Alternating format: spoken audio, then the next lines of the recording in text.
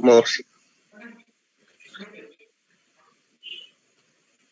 nanti absennya diisi, itu ada jadwal isinya ya. Jadi kalau lewat saya berarti tidak masuk kalian. Jadi tolong diperhatikan absen, karena absen itu nanti sebagai nilai afektif ya, karena kita tidak bisa melihat perilaku kalian di kelas karena ini online, jadi agak susah menilai afektif. Jadi tolong diperhatikan absen itu sebagai nilai afektif itu 10%. Nah, kalau ada yang tidak bisa ikut online karena ada masalah teknis ya, misalnya jaringan, itu bisa segera di WA atau di SMS saya supaya nanti absennya bukan alfa ya, izin nanti. Jadi paham semua ya, jadi tolong diisi absen itu sebagai nilai afektif kalian. Lumayan ya 10%. Jadi untuk menambah nilai kalian.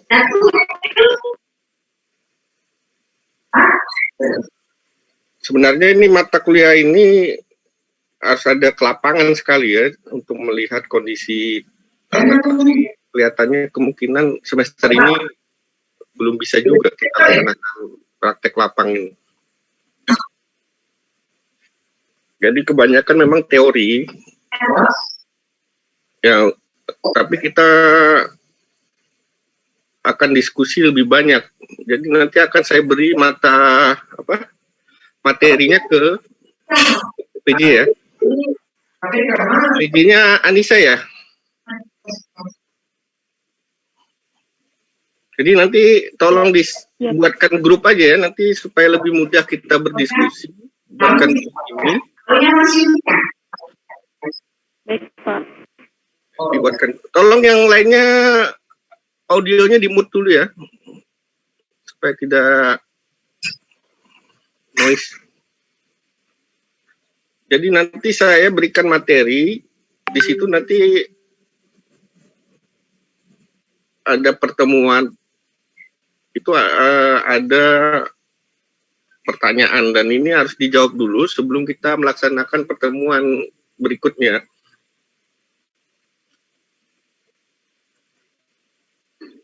Ini skemanya skema 5 ya, jadi nanti saya sama Pak Edi itu akan beri tugas. Tugasnya nanti nilainya 20% ya, jadi banyak juga nilainya itu harap diperhatikan. Nah, tugas saya itu cuma itu aja tadi. Jadi materi-materi yang saya berikan itu kan nanti di bawahnya tiap pertemuan ada pertanyaan.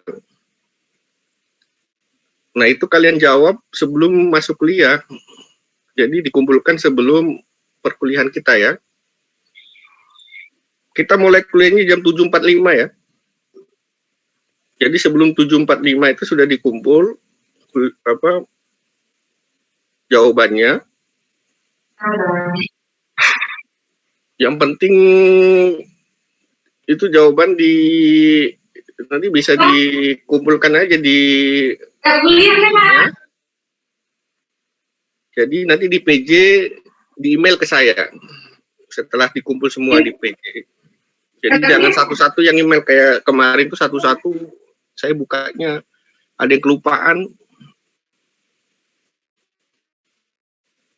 Jadi nggak ada yang nilainya ada yang belum masuk. Jadi tolong disatukan aja semuanya di PJ, nanti di email ke saya. Setelah itu kita bahas di pertemuan selanjutnya. Nah, sekarang ini pesertanya ada berapa? 55 ya. Jadi kita mungkin UTS-nya Kemarin pakai autoproktor agak susah ya. Mungkinan nanti saya beri tugas saja. Jadi nanti kita UTS-nya tugas saja ya. Tugas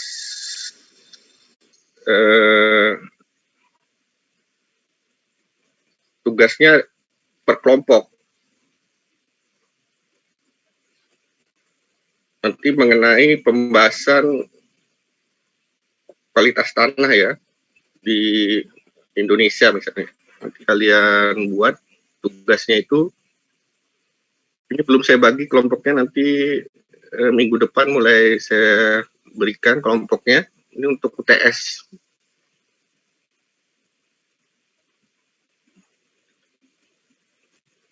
Nah nanti nilai kalau UAS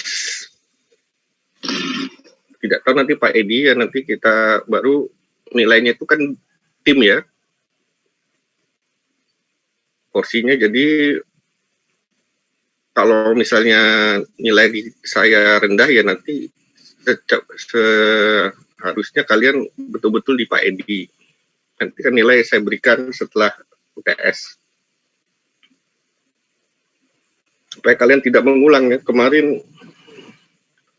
di hidrologi itu karena masalahnya kan nilai kalian banyak jatuh di dosen yang lain ya. Jadi saya harus meningkatkan nilai kalian supaya tidak ada yang tidak lulus. Jadi kalian harus aktif juga menanyakan nilainya dulu. Kalau UTS-nya sudah rendah ya harus bisa minta minta tugas lagi secepatnya, karena kemarin ada yang minta tugas itu sudah lambat waktunya, tidak bisa lagi.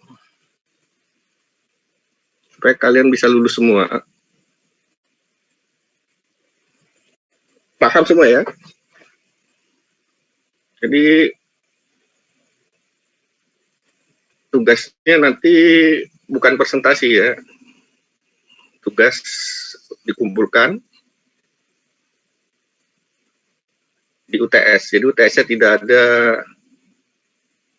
ujian seperti hidrologi.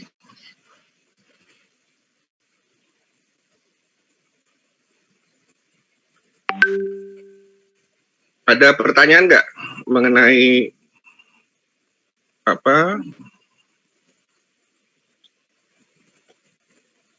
Jadi kita sepakat dulu ya. Nah, mengenai absensi, kalau 15 menit telat, saya tidak admit ya. Jadi dianggap alpha.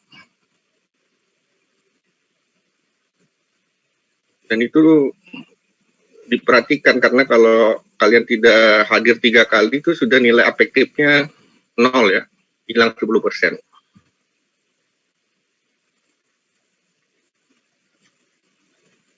Kontrak kuliah kita nanti ditandatangani oleh PJ ya, nanti itu harus dibuat itu nanti secara manual bukti ya.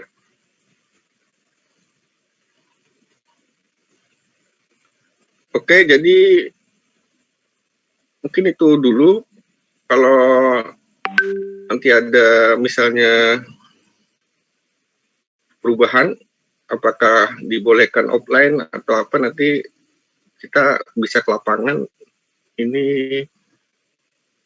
perlu ya, karena ini harus melihat tanah ke lapangan ini harusnya. Jadi kemarin kita sudah belajar hidrologi dan geohidrologi.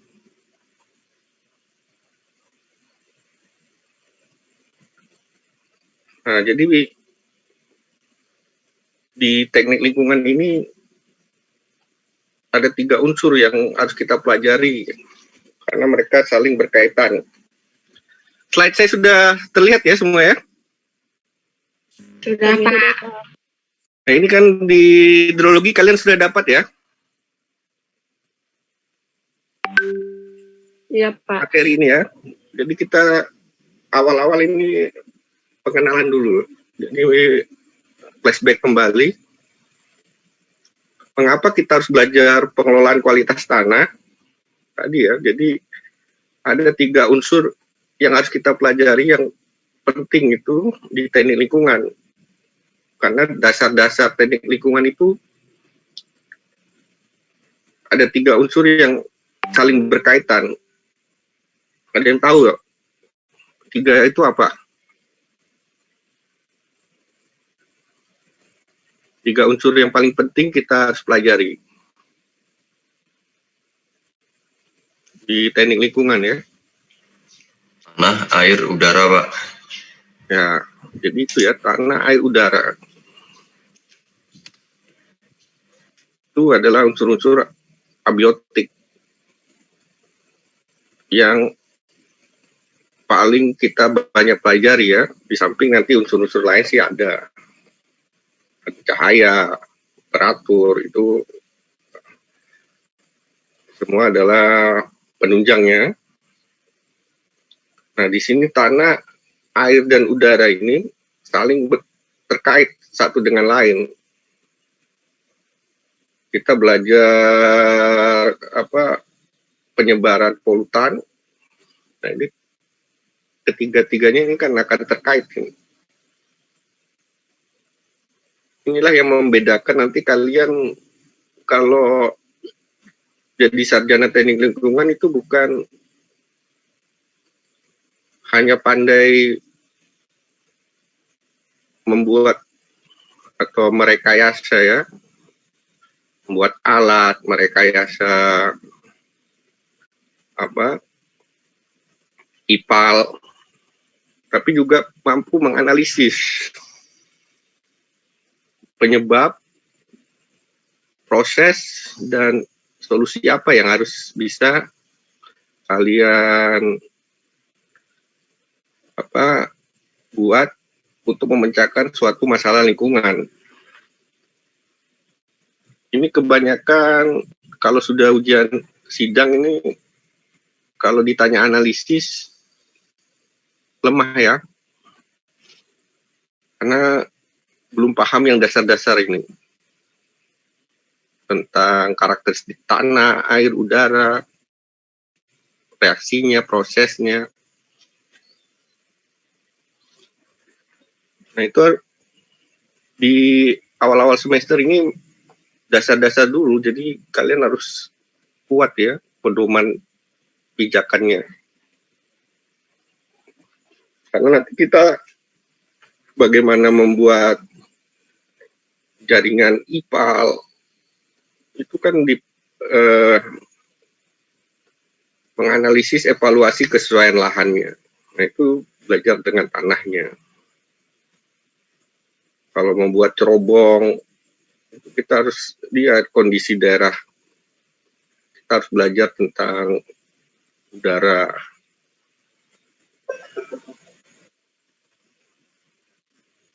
Limbah cair juga ya. Banyak nanti harus dibahas, dianalisis dari dasar-dasar ini. Jadi kalau kalian tidak paham ya,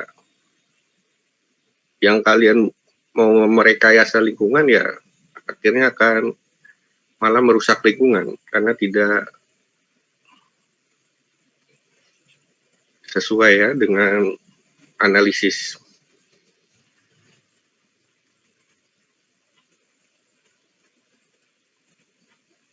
Nah, kita ulang lagi di hidrologi itu. Jadi apa sih pengertian tanah? Jadi definisi yang presisi ya, atau untuk pengertian tanah ini akan sangat tidak mungkin kalau satu disiplin itu membuat definisi yang artinya definisi yang harus kita pakai ya. Jadi kita mungkin berbeda dengan teknik sipil, karena nanti teknik sipil lebih ke arah pemadatan. Kalau tambang untuk bagaimana pengeboran. Jadi ada berapa banyak disiplin yang mendefinisikan berbeda-beda. Kalau pertanian mungkin untuk melihat kesuburan tanah. Nah, kalau kita nanti akan lebih banyak melihat tanah itu dari kemampuannya untuk mendukung kehidupan di atasnya, ya. Itu luas ya, luas sekali. Untuk pertanian bisa, tanah. Karena nanti kita akan melihat daya dukungnya, daya dukung lingkungan itu dilihat dari kemampuan tanah.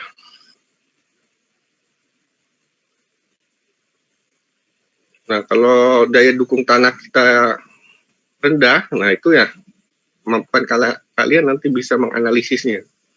Disebabkan faktor apa?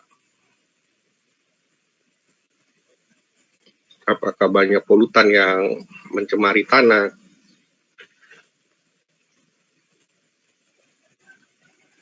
Ini beberapa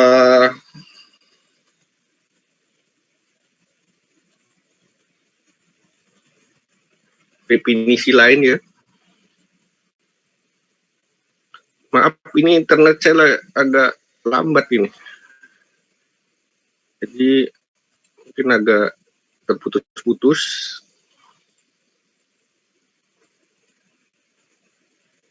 Nah, ini definisi secara umum. Itu tanah adalah kumpulan dari benda alam di permukaan bumi yang tersusun dari horizon-horizon, terdiri dari campuran bahan mineral, organik, air, udara, dan merupakan media tumbuhnya tanaman. Umum ini ya. Jadi kita nanti ya akan membahas ini semua.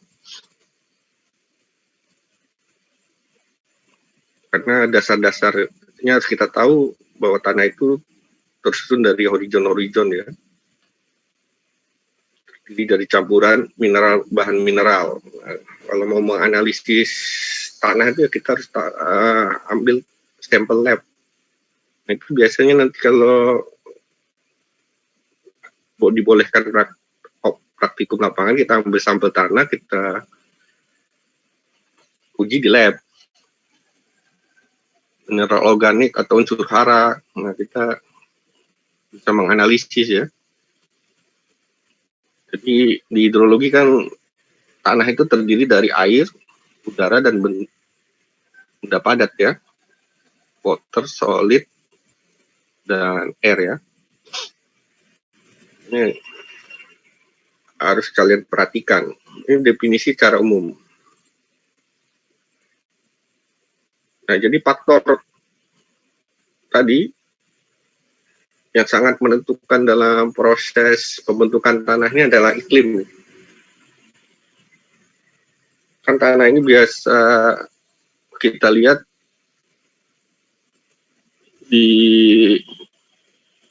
berasal dari pelapukan dari batuan ya. Nah, kalau iklim kita ini di Indonesia ini curah hujan sangat tinggi nih. Ya, jadi kita harus bisa menganalisis batuan apa yang banyak lapuk dan akhirnya menjadi tanah. Temperatur juga kelembapannya tinggi ya. Nah, ini proses yang sangat penting dalam proses pembentukan tanah. Ini akan membedakan ya antara iklim yang di daerah tropis, subtropis, pembentukan tanahnya. Karena curah hujan dan temperatur kelembapan sangat menentukan. Ini ya, tingkat curah hujan dan suhu yang tinggi di daerah tropis menyebabkan reaksi kimia berjalan dengan cepat, sehingga proses pelapukan dan pencucian berjalan cepat.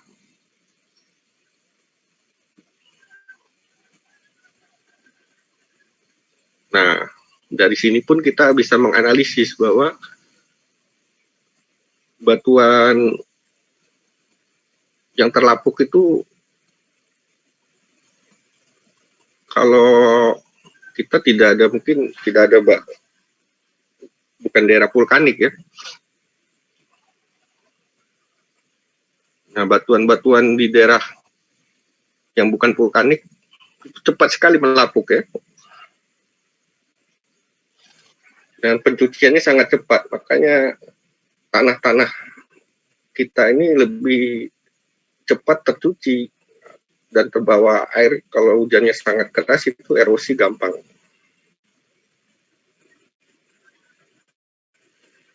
Jadi mudah lepas ya.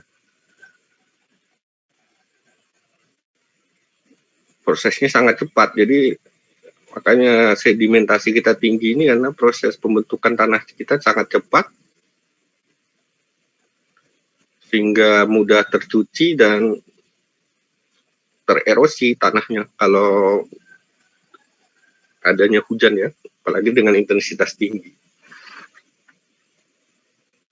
Nah, jadi kita kalau mau analisis sesuatu, kita harus tahu ya penyebab ininya, karakteristiknya, terutama iklim ini ya. Beda kalau kita di daerah subtropis kayak di Jepang, Eropa. Di Jepang itu kan batunya keras-keras gitu ya, karang-karang. Makanya dia lebih banyak membuat terowongan-terowongan, batunya sangat keras ya. Jadi proses pembentukan tanahnya juga sangat lambat. Pencuciannya tidak cepat ya. Karena tadi hujan kalau sangat keras, saya lihat sendiri kalau di Jepang itu, walaupun banjir, tidak keruh airnya. Karena tadi proses pembentukan tanahnya lambat karena batuannya keras ya. Coba bandingkan dengan kita di Kalimantan ini ya. Kalau hujan itu pasti kalau banjir airnya keruh. Karena dari pencucian tanah atau erosi tanah yang sangat cepat ini, tanahnya mudah lepas.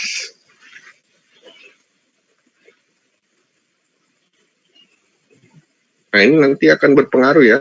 Kalau kita mau ingin mengkonservasi tanah ya, kita tidak membiarkan tanah itu gundul ya. Harus ada penahan curah hujan. Makanya hutan sangat diperlukan di daerah kita ini ya, untuk agar proses pencuciannya tidak berjalan cepat atau erosinya tinggi ya. Nah, itu dasar-dasar analisis itu sebenarnya. Itu nanti banyak ditanyakan di sidang-sidang ya, dan itu kekurangan kalian di situ. Kalian masih terbawa dengan cara pembelajaran di SMA, menghafal. Atau sekarang mungkin sudah mulai ya dibentuk analisis-analisis. Nah, ini analisis ini kan kita harus paham faktor-faktor penyebabnya, variabel-variabelnya, dan itu saling terkait. Mana yang dominan, mana yang harus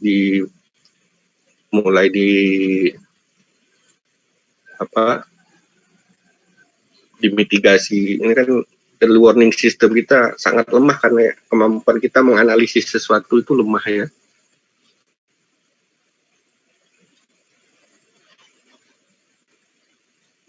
Ini iklim ya, jadi iklim sangat menentukan ya.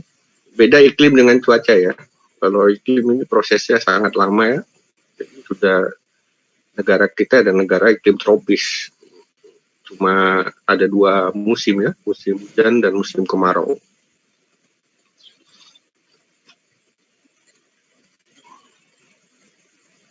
Jadi itulah faktor pembentuk tanah. Yang pertama adalah iklim. Tadi kedua adalah organisme. Nah, ini peranan organisme dalam proses pembentukan tanah juga sangat besar. Akumulasi bahan organisme seperti di daerah kita di Kalimantan ini, tanah-tanahnya kenapa banyak tanah gambut? Itu karena tadi ya akumulasi bahan organismenya tinggi ya. Dia dari tanaman yang mati tertimbun lagi tanah karena proses tadi pembentukan tanah sangat cepat. Tertimbun-timbun jadi terbentuklah gambut-gambut ya. Karena dari proses pembusukan yang di bawah tanah, nah, itu akan mempengaruhi juga siklus unsur hara ya. Kalau sudah begini tanah-tanah kita nih, terutama nih kita akan paham kalau kita ke lapangan sebenarnya, kita lihat kondisi gambut, kita lihat kondisi tanah kita ya, Kalimantan. Kalau daerah gambut Kalimantan Timur mungkin agak kurang dibanding Kalimantan Tengah yang sangat terbesar mungkin di dunia ya, tanah gambutnya. Kalau kita lebih sedikit ya, kebanyakan ada di daerah danau, di Kukar, perbatasan Kukar dan Kubar.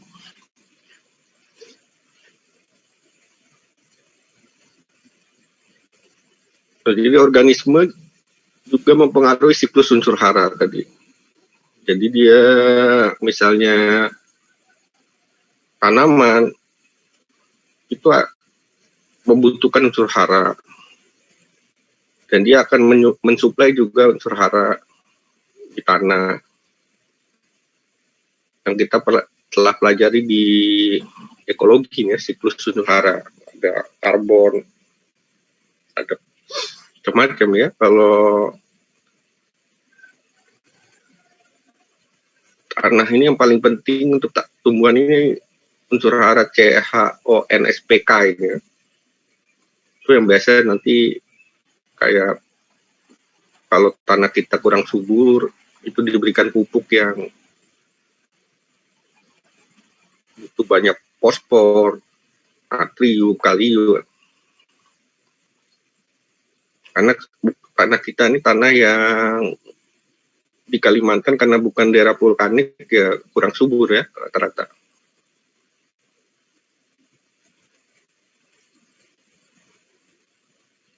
Dan pembentukan struktur tanah yang stabil sangat dipengaruhi oleh kegiatan organisme dalam tanah.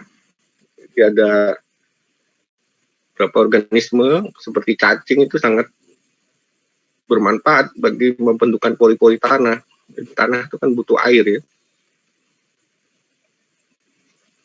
Tapi kalau tidak ada cacing, tanah kita akan kekurangan air. Atau macam-macam bakteri banyak di dalam tanah yang sebagai pengikat nitrogen sangat diperlukan di siklus unsur hara juga ya. Atau organisme sebagai pembusuk. Ini kompleks ya masalahnya, jadi tanah ini kalau kita mau analisis variabelnya banyak. Jadi makanya kita harus mengambil sampel tanah, kita harus lihat kondisi tanahnya bagaimana,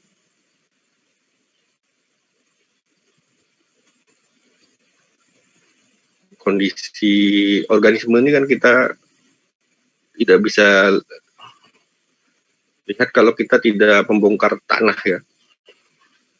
Kegiatan organisme dalam tanah ini seperti cacing-cacing itu ternyata sangat berperan sangat penting bagi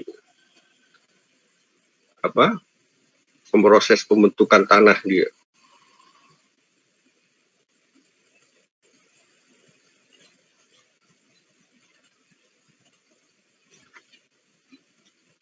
Nah, selanjutnya bahan induk ya. Nah, tadi yang saya bilang bahwa kita di Kalimantan ini batuannya banyak sedimen ya, yang mudah lepas. Kayaknya tanahnya cepat sekali terbentuk. sedimentasi kita tinggi ya, kayak wajar aja daerah kita ini sering banjir ini karena sekarang sungai-sungainya ini sudah sedimentasinya tinggi ya, akibat erosi yang dari hulu terbawa. Jadi daya tampung airnya sudah, sungai-sungai sudah semakin kecil. Kalau nggak dikeruk, ya kita akan banjir terus. Apalagi drainase kita, drainase yang tidak dirancang untuk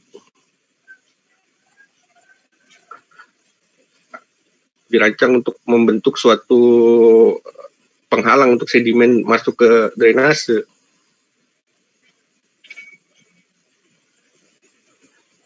Jadi memang harusnya kita harus ada sedimen trap ya di daerah-daerah yang tinggian itu agar tidak masuk ke drainase kalau hujan. Nah, ini yang kurang dipahami perencana wilayah kita ini, karena kita disamakan dengan di Jawa yang mungkin batuannya sana batuan beku, metamorf yang tidak mudah lepas, vulkanik ya, daerah-daerah gunung ya, berapi, bedakan nih.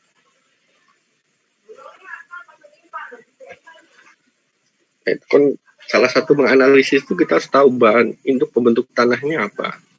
Kan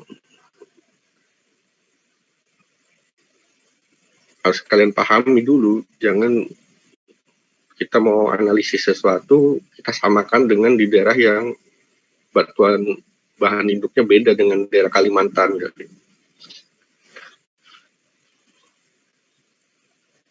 Jadi karena kita banyak batuan sedimen yang mudah lepas gitu ya, di tanah-tanahnya dari tanah aluvial ya,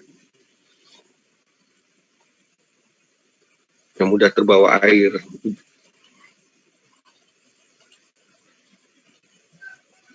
Nah itu tadi, karena kondisi topografi juga mempengaruhi proses pembentukan tanah di Indonesia. Bentuk lahan dan kemiringan lereng. Jadi faktor topografi berpengaruh terhadap proses pembentukan tanah dengan cara berikut. Nah ini, dia mempengaruhi jumlah air hujan yang meresap. Jadi ingat, kalau kita mau analisis sesuatu, kita misalnya mau analisis banjir, kalau banjir yang kebanyakan kita tuh asalnya dari hulu ya. Daerah hulu itu, hulu daerah aliran sungai itu adalah daerah yang mempunyai kemiringan lereng yang curam, tinggi, posisi topografinya tinggi ya. Nah, itu adalah daerah-daerah yang sebagai resapan air.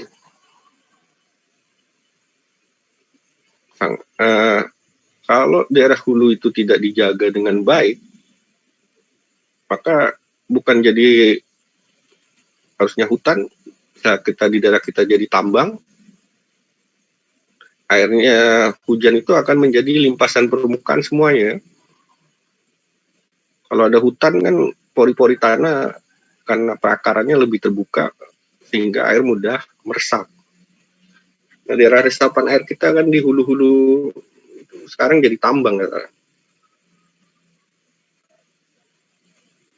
Sehingga larinya ke hilir, semua air itu menjadi limpasan permukaan.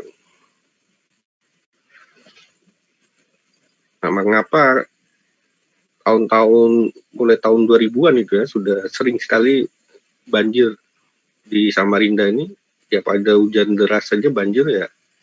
Mungkin akibat yang utama itu adalah itu tadi, daerah-daerah hulu itu jadikan tambang ya. Atau kita lihat aja kondisi sekarang ini ya, baru-baru di Kalimantan Selatan masih banjir juga. Kalimantan Selatan itu jarang banjir yang sangat lama ya, sangat besar. Tapi setelah adanya tambang di hulu-hulu sungai itu, ada Kabupaten Hulu Sungai Utara, ikan tambang semua, daerah resapan airnya hilang kan, semua jadi air limpasan. Nah ini yang pengaruh yang sangat besar, yaitu tadi daerah resapan air kita akan berkurang karena terjadi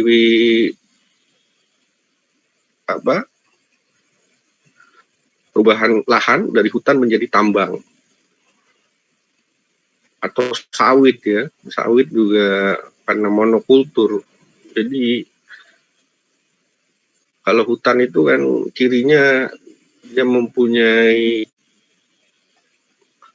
kelembapan kanopinya sangat tinggi ya. Pohon-pohonnya ada yang menjulang tinggi, ada stratifikasi. Itu stratifikasi mungkin ada 5 sampai yang akan mengurangi energi tumbukan hujan, air hujan ke tanah itu makin berkurang. Jadi erosi semakin kurang. Nah, kalau hutannya sawit kan cuma monokultur. Sawit itu nggak terlalu tinggi ya. Satu, tidak ada lagi stratifikasi. Dan juga dia adalah akarnya serabut. Kurang dalam. Kalau hutan itu akarnya sampai bisa masuk ke dalaman lebih dalam lagi. Sehingga pori-porinya lebih banyak terbentuk. Nah, hal-hal ini yang kurang dipahami oleh para pejabat kita. Seperti presiden kita aja bilang bahwa banjir di Kalsel kemarin karena curah hujan yang tinggi. Ya itu kan given. Kalau kita sudah dibilang bahwa penyebab banjir air hujan ya, solusinya apa? Solusinya ya pawang hujan berarti. Kan bukan begitu jawabannya ya. Kalau sebagai mahasiswa teknik lingkungan, jadi kita harus paham menganalisis. Kerusakan dari hulu sudah sangat parah ya.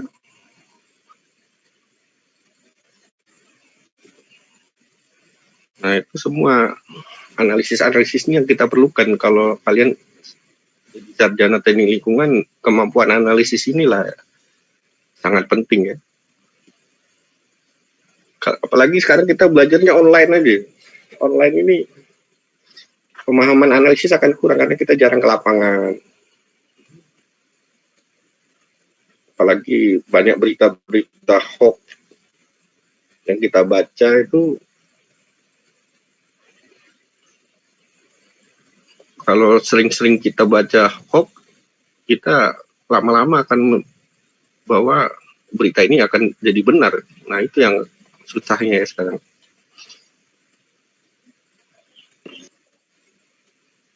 Ini banyak ya, jadi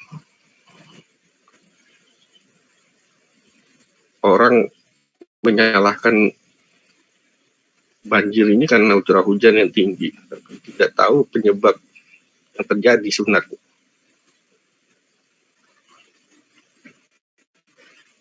Jadi juga topografi tadi mempengaruhi dalamnya air tanah. Kan dia merupakan daerah recharge ya, pengisian air tanah. Kenapa daerah-daerah hulu atau di gunung-gunung itu banyak mata air?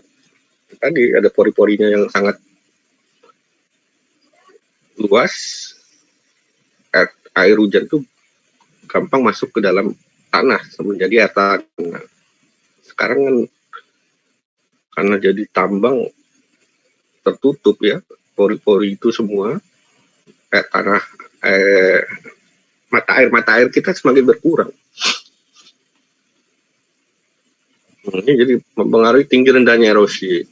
Erosi yang sangat tinggi itu kan di daerah yang curam, daerah hulu ya, daerah ketinggian.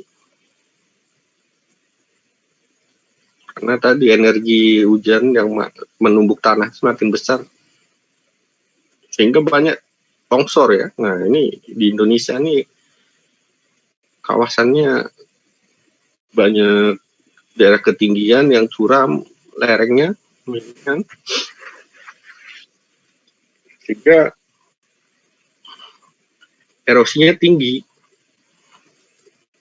Dan tanah-tanah tadi kan gampang terlepas ya, karena tadi tanah kita bukan tanah yang berasal dari batuan yang keras gitu ya, pembentukan tanah. Jadi erosi tinggi, longsor atau landslide tanah bergeraknya juga tinggi karena pengaruh kemiringan juga.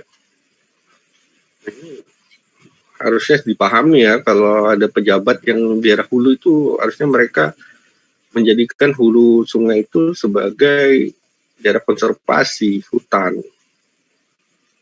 Masalahnya sistem kita, pemerintahan di Indonesia ini kan susah ya. Sistemnya bukan sistem pengelolaan secara ekosistem ya, atau berpikir secara lingkungan. Jadi, tiap daerah itu punya pemimpin yang tidak terintegrasi dengan pemimpin lainnya. Kayak kasusnya di banjir Jakarta ini kan kesepahaman antara daerah hulunya yang daerah di Bogor, Kabupaten Bogor itu di puncak, yang harusnya hutan dijadikan pertanian ataupun pila-pila, akibatnya banyak airnya jadi air limpasan masuk ke Jakarta. Sama dengan kita di Samarinda ini kan daerah hulu Karangmus itu kan di Pampangan ya, sudah jadi tambang semua, airnya larinya banyak erosi, banyak sedimentasi tinggi sehingga daya tampung sungai semakin dangkal, airnya meluap. Ini juga karena tadi airnya itu bergerak dari daerah tinggi ke rendah, dia mengarahkan gerakan air berikutnya bahan-bahan yang terlarut di dalamnya.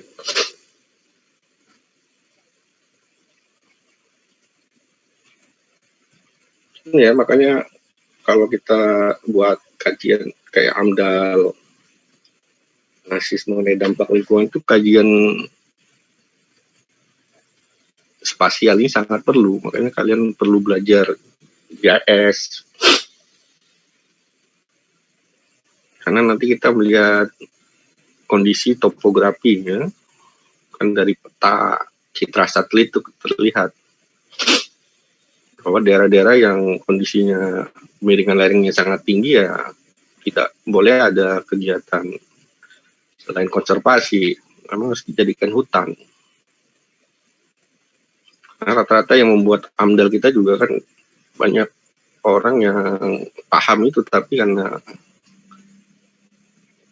ya masalah ini ya diabaikan ya, karena ujung-ujungnya kan duit ya, UUD kita. Jadi pemerintahan kita ini kan 50% itu menterinya adalah orang-orang tambang semua.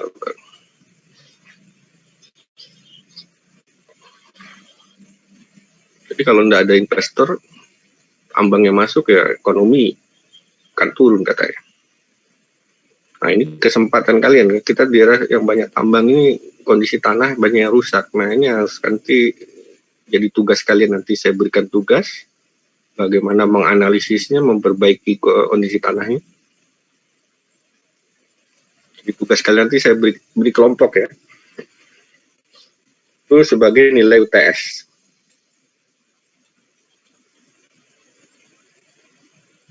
Nah ini juga waktu. Jadi tanah ini merupakan mendalam yang terus-menerus berubah sehingga akibat pelapukan dan pencucian tanah terus-menerus maka tanah semakin tua. Nah, masalahnya kan tanah yang tercuci itu tanah yang subur ya, banyak humusnya ya. Sedangkan tanah-tanah yang lama ini kan sudah sangat tua, miskin hara, yang tergerus humusnya, maka tanah-tanah di Kalimantan ini tidak subur.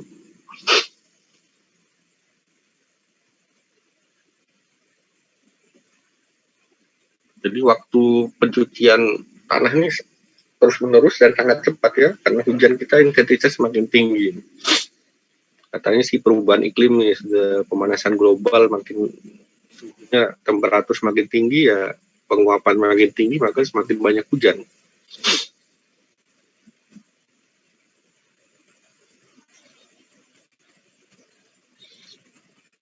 Jadi lama-lama bisa tenggelam ini Samarinda kalau kondisinya begini, sama dengan di Kalsel ya. Kita tinggal menunggu waktu aja. Kalsel itu 80% tuh hulunya sudah daerah tambang.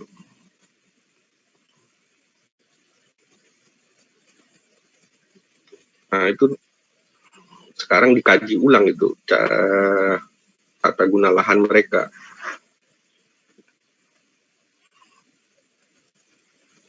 Nah, itulah analisis ya. Jadi pentingnya kalian menganalisis dari karakteristik.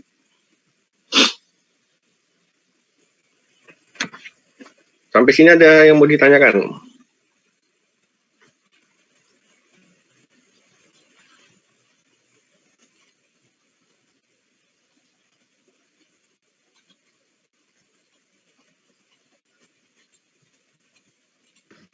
Pak, izin nanya Pak. Ya, silakan. Tadi kan berdasarkan waktu itu tanah terus-menerus Pak, terus-menerus mengalami pelapukan, mengalami pencucian. Nah, nanti pas tanah semakin tua, itu apa yang akibatnya nanti Pak? Ya, nanti di pelajaran berikutnya nanti kita bahas. Jadi tanah itu yang tanah-tanah baru ini kan tanah-tanah yang rata-rata yang proses pembentukan pelapukannya sangat cepat ya. Dari batuan yang sedimen tadi ya, kalau kita di Kalimantan. Nah, itu nanti kan lapisan berikutnya nanti ada namanya bedrock gitu ya, yang lapisan itu kan di daerah dekat situ tuh tanah yang terbentuk kan tanah yang sudah sangat tua ya, karena kedalamannya sudah sangat jauh. Nah, itu sangat miskin unsur hara. Nah, oleh karena itu kenapa tanah itu nanti semakin tua ya, karena tergerus tanah-tanah yang cepat tadi terbentuk, tergerus jadi karena adanya hujan tererosi, dia akan membentuk suatu kayak delta makam itu ya, itu tadi tanah-tanah aluvial itu yang terbentuk, bukan dari tanah batuan yang tua. Itu tanah yang subur sebenarnya kan. Sedangkan tanah yang semakin tua itu tanah yang tadi tanah-tanah yang di bawah lapisan yang mudah tercuci tadi ya, tanah yang terbentuk dari batuan dasar. Nah, itu nanti kita bahas di pertemuan berikutnya ya.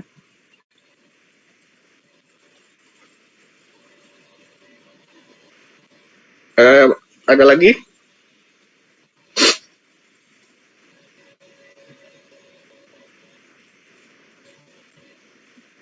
Nah, ini selanjutnya ini komponen-komponen pembentuk tanah.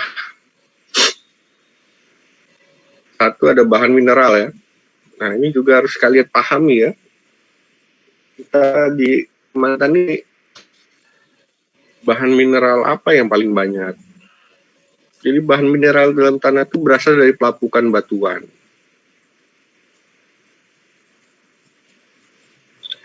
Oleh karena itu, susunan mineral di dalam tanah berbeda-beda sesuai dengan mineral dan batuan-batuan yang telah lapuk. Batuan dapat dibedakan menjadi batuan beku atau batuan vulkanik. Nah, kita kan bukan di Jawa ya, banyak batuan beku ya, sangat keras atau batuan vulkanik. Kita ada batuan endapan, nah sedimen. Nah, endapan sedimen kita ini kan bercampur tadi dari organisme yang mati, seperti tumbuhan. Lama-lama itu kan karena banyak karbon dia, mineralnya kan membentuk, makanya daerah kita banyak batu bara ini kan tadi proses pembusukan organisme yang mati yang tertimbun tanah. Itu kan banyak menyimpan karbon ya.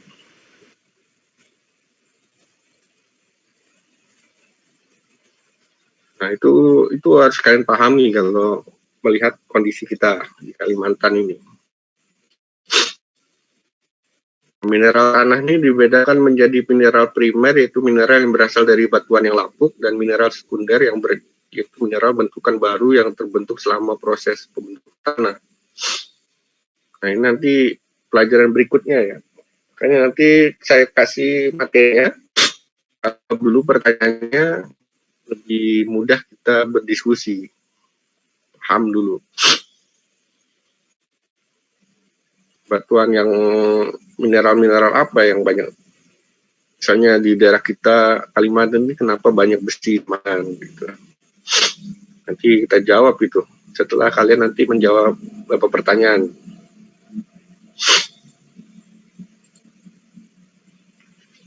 Nah, bahan organik umumnya ditemukan di permukaan tanah, jumlahnya tidak besar, hanya sekitar 35%, tetapi pengaruhnya terhadap sifat-sifat tanah besar sekali. Tadi kita ya mungkin banyak ya 5% di daerah kita nih organik tadi, karena dari tanaman yang mati, organisme yang mati itu diurai jadi unsur pembentuk tanah juga. Nah ini kan penting karena dia bahan organik ini sebagai granulator ya, memperbaiki struktur tanah, sumber unsur hara tadi yang saya bilang, NPS,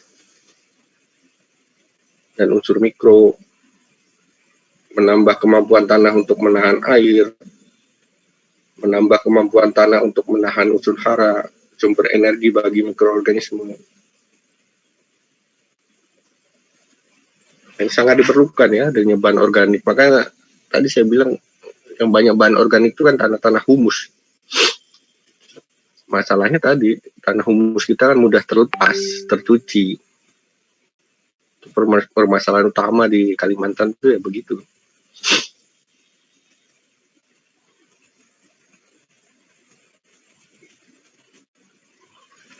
Bahan organik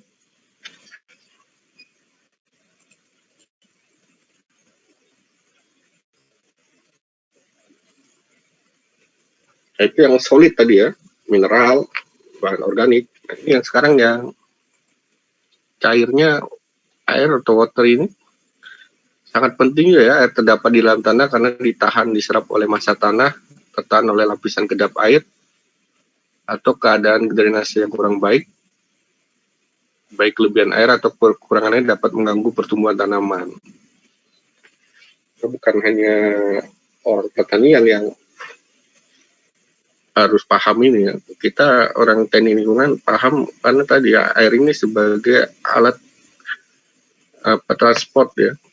Kan kalian belajar mekanika fluida ya, pergerakan polutan itu kan terbawa oleh air. Ini nanti akan mengganggu pertumbuhan tanah kalau banyak juga polutan yang terbawa oleh air. Nah, jadi manfaat air untuk pertumbuhan tanaman kan sangat-sangat penting. Jadi tadi juga transfer unsur hara tanaman ya. Jadi tanaman memerlukan air dari tanah dan CO2 dari udara untuk membentuk gula dan karbohidrat dalam proses fotosintesis. Jadi kalau fotosintesis kan harus butuh air dan cahaya ya, dan CO2.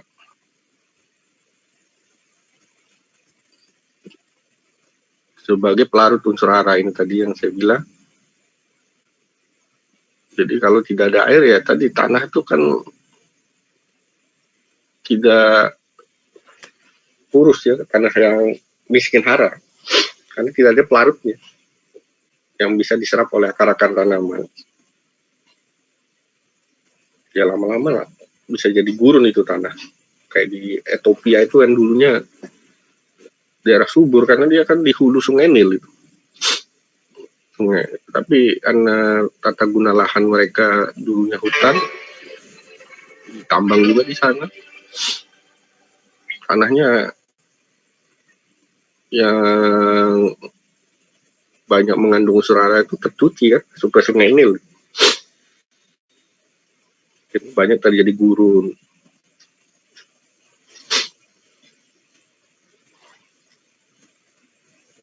Terus 3 sebagai bagian dari sel-sel tanaman. Jadi air merupakan bagian dari protoplasma ya. Sel itu kan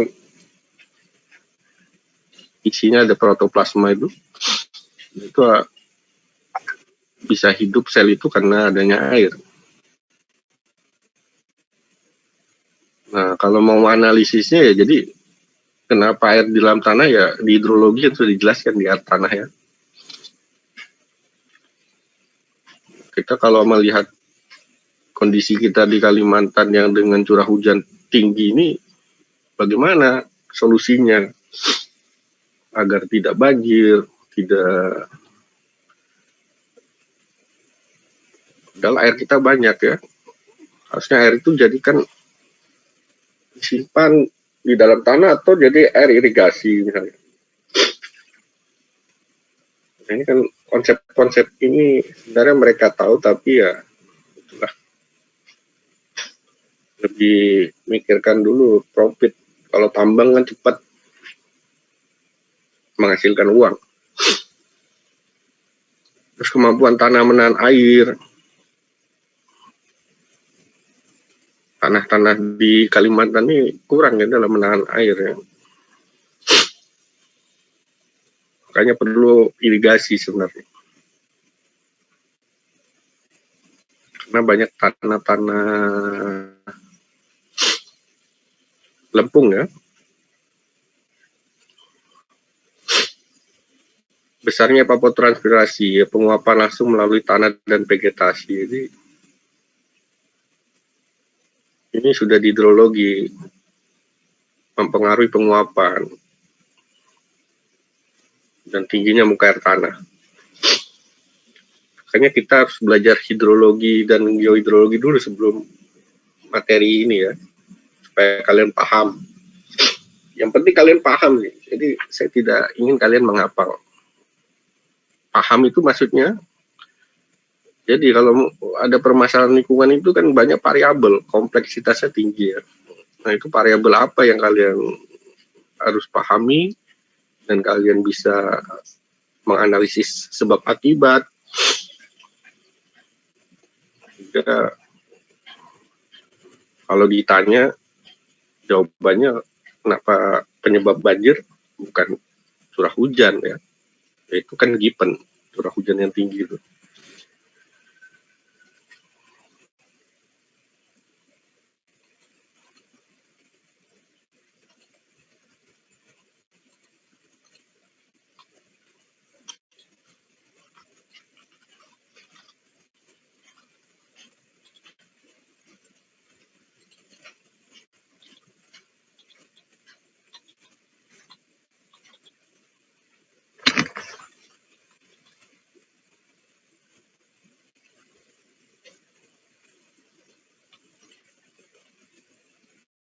Nah, sekarang udara ya, jadi tadi sudah solid, water, sekarang air. Udara dan air mengisi pori-pori tanah. Banyak pori-pori di dalam tanah berbeda dengan susunan udara di atmosfer. Adapun susunan udara di dalam tanah yaitu kandungan uap airnya lebih tinggi ya. Lagi kita di Kalimantan ini kelembapannya tinggi ya. Kandungan CO2 lebih besar daripada di atmosfer. Kandungan O2 lebih kecil daripada atmosfer.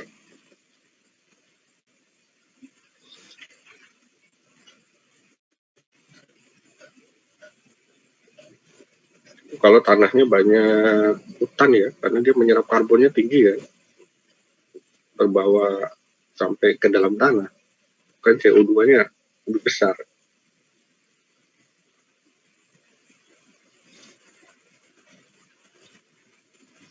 Itu pentingnya udara ya.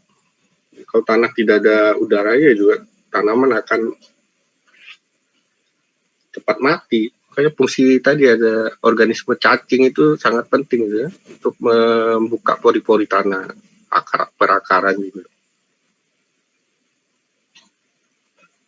Nah, masalahnya di Kalimantan ini kan banyak tanah-tanah yang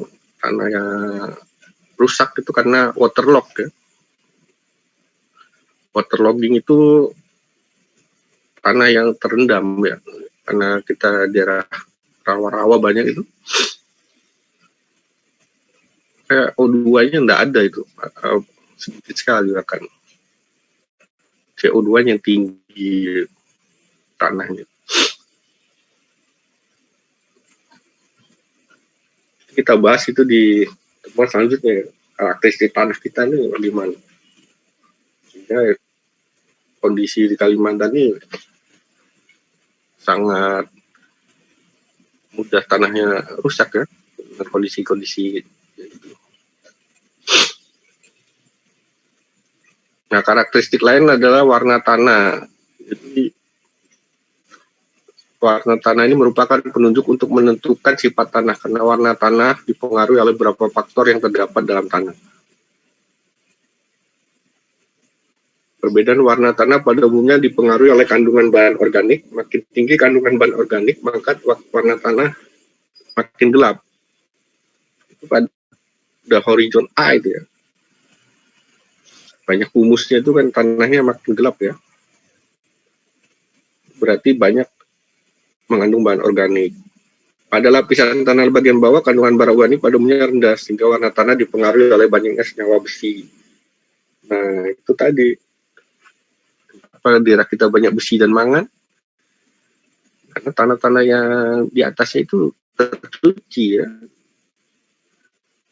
Nah, nanti kita pelajari ini kenapa warna tanah kita kadang tuh ada tanah merah, tanah yang banyak mengandung besi itu warnanya.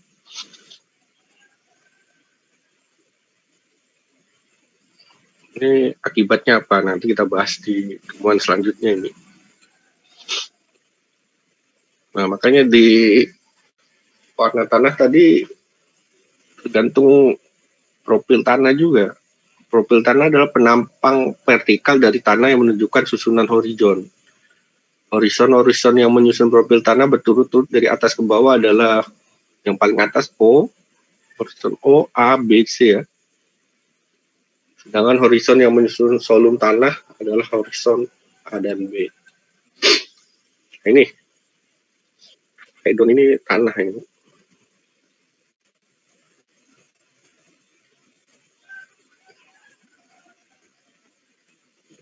Ini horizon O, ada lagi O1, O2, A1, A2, A3, B1, B2, B3, batuan induk.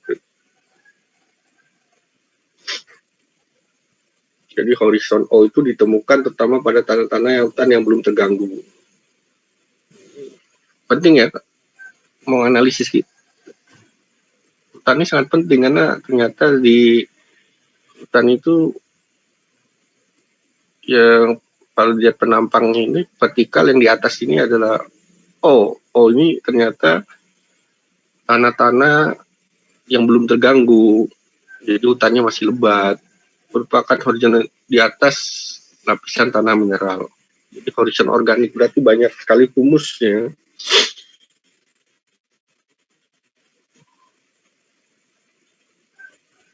Nah, kalau horizon A ditemukan di permukaan tanah yang merupakan dari campuran bahan mineral, merupakan horizon aluviasi, yaitu horizon yang mengalami pencucian. Nah, A ini yang banyak tercuci karena dia mudah lepas. Tanah-tanah di Kalimantan ini banyak tanah aluvial ya, yang tercuci. Dan itu banyak mengandung bahan mineral. Nah, banyak Fe ternyata di situ, misalnya besi tadi, pemangan. Tapi proses selanjutnya dari situ kita bisa menganalisis kenapa tanah kita tanahnya sulfat masam, banyak pH-nya rendah, asam. Sedangkan horizon B ini horizon iluviasi ya, penimbunan dari bahan-bahan yang tercuci di atasnya. Horizon C, bahan induk sedikit terlapuk, ya karena sudah makin keras ini, makin bawah ya. Horizon D bahan keras yang belum lapuk. Itu kalau di lapangan kita bisa lihat di horizon sampai, kalau kita gali ya mungkin sampai A ya warnanya. Nah, ini pH, nah, ini penting ya, dimaksud pH tanah adalah derajat keasaman tanah. Nah, itu pengaruh dari mineral-mineral tadi juga ya.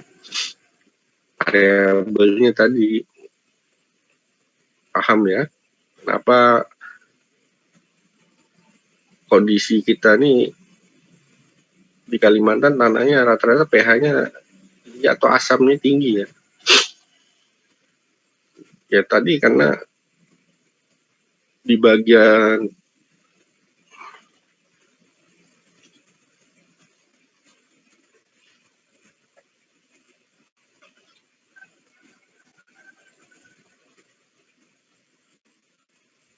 di horizon A banyak mineral-mineral. Pertama tadi batu bara, horizon sampai horizon B dan C ini ya, banyak mineral Fe, mangan. Nah, bila itu di horizon ini digali sampai tanah itu kita ambil mineralnya, misalnya batu baranya di horizon C ini, maka dia akan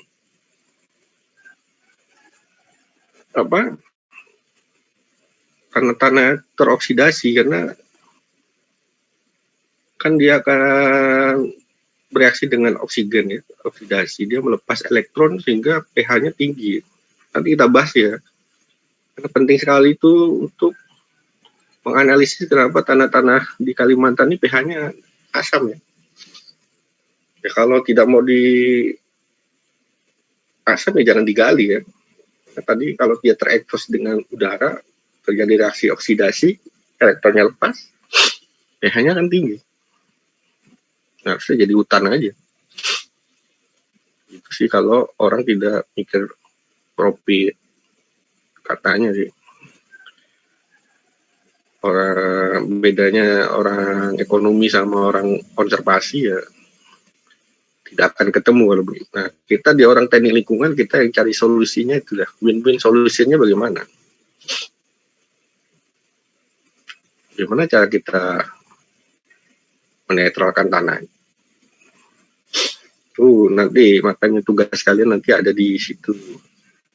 Mulai dari sekarang cari literatur tentang tanah ya, jurnal-jurnal. Nanti tugasnya apakah ada rekayasa untuk menaikkan pH di tanah asam ini agar netral lagi, khususnya daerah bekas tambang. Nanti tugas-tugas kalian itu. Karena ada penemuan baru misalnya itu harus lihat dari jurnal-jurnal. Orang teknik lingkungan di situ posisinya ya kalian. Bagaimana bisa win-win solusinya. Itu tekstur tanah. Tanah terdiri dari butir-butir tanah dengan berbagai ukuran. Bagian tanah yang berukuran lebih dari 2 mm disebut bahan kasar. Kerikil sampai batu. Jadi kan sudah ini kayaknya di hidrologi juga ya. Ada sand, pasir, das, dan liat ini. Pasir, debu, dan liat. Pakai segitiga kiram. Segitiga itu ya. Nah itu kan ada tugas kalian pernah saya kasih ya. Kalian harus bisa mengetahui tekstur tanah.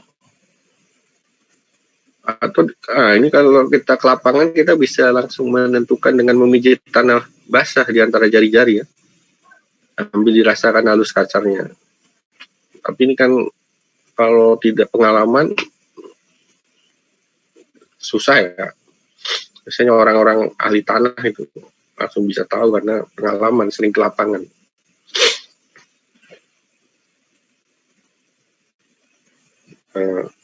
Selanjutnya maka dibuat peta klasifikasi tanah. Jadi kita sudah punya peta-peta klasifikasi tanah ya. Daerah yang subur itu di mana? Ternyata di peta itu ya banyaknya di Jawa. Karena dia kan daerah vulkanik. Subur karena unsur hara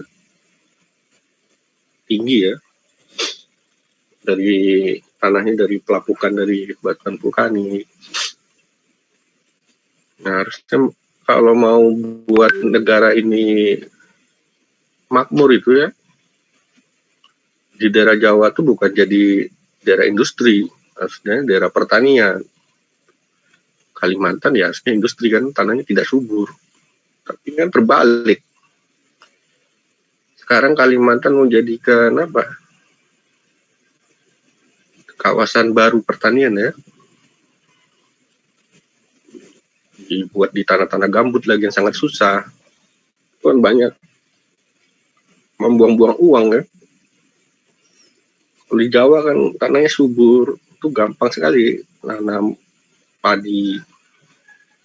Tapi di sana kan jadikan apa? Daerah industri, padat perumahan. Nah ini yang sangat cara perencanaan daerah kita, padahal kita sudah punya klasifikasi tanah, sudah tahu tanah yang baik, subur, tapi ya susah lagi ya. Itu tadi B lagi. Nah itu mungkin pengenalan dulu ini dari saya. Oke, selanjutnya nanti saya akan kasihkan bahannya. Ada pertanyaan. Pertanyaannya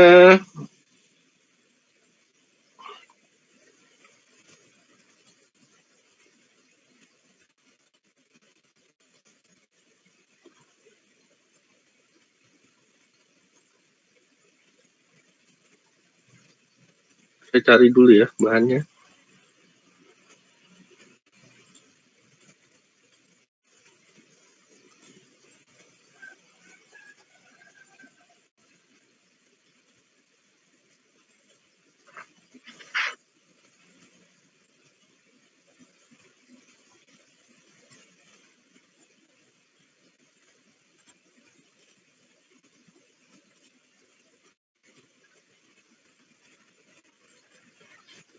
Nah ini sudah kelihatan ya, jadi bahan ajarnya kita masih mempelajari dasar-dasar ilmu tanah. Mungkin nanti aplikasinya di Pak Edi ya, dasar-dasar aja dulu. Nah ini materinya ada berapa, jadi pendahuluan ini ya. Ini sudah materi pertama, dan kedua ini pembentukan tanah juga. Part fisik juga ya, air tanah. Jadi nanti kalian jawab pertanyaan yang di pertemuan pertama aja dulu. Di pertemuan pertama ini ada pertanyaan di akhir bab 1. Nah ini ada pertanyaan ini. Nah ini kalian jawab ya. Ini dikumpulkan di PJ-nya, di email ke saya. Jadi nanti karena tugas ini harusnya individu, saya minta tanda tangan kalian di tugasnya ya. Nama dan tanda tangan. Nah ini ada 5 pertanyaan. Ini kalian jawab, kumpul sebelum kuliah.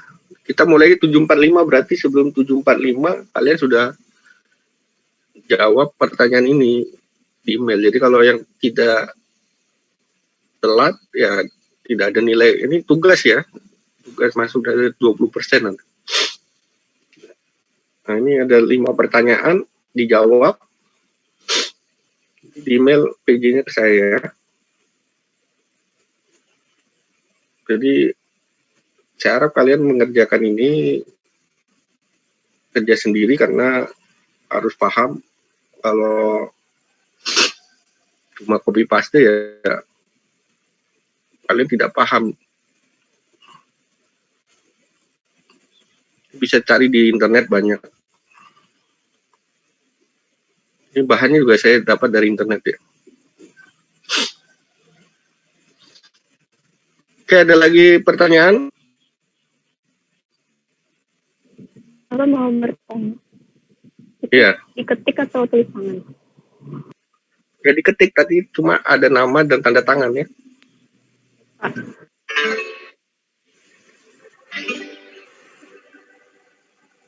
Oke ya, jadi ini sudah isi absen semua ini ya.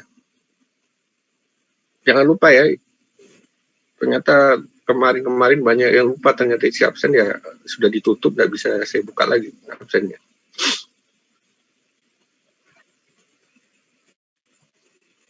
Ini hadir semua ya. Saya belum ada dapat nama-nama dari akademik ini yang mengambil mata kuliah ini. Jadi kalau ada yang tidak hadir tolong diberitahu. Terus tadi ya mengenai kontrak kuliah, kesepakatan kita. Jadi mulai minggu depan kalau ada yang telat, tidak saya admit ya. Kita mulai 7.45 ya, sampai 9.10. Ini sudah, berarti sudah selesai nih 9.10. Sampai sini ada pertanyaan lagi?